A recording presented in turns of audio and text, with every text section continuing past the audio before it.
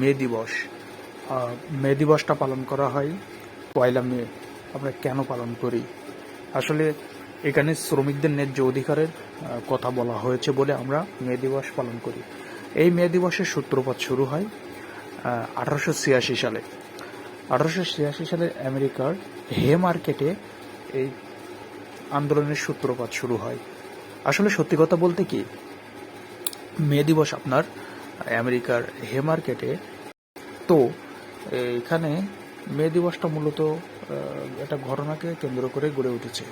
সেটা হলো পুলিশ শ্রমিকের উপর নির্বিচারে 10 থেকে 12 জন শ্রমিককে গুলি করে হত্যা করে এবং ম্যাসাকার চালায়, যার পরিপ্রেক্ষিতে তারা শহীদ হয় এবং পরবর্তীতে এটাকে মে দিবস হিসেবে স্বীকৃতি দেয়। এখন কথা হলো যে তাদের শ্রমিকদের চাওয়া কি ছিল?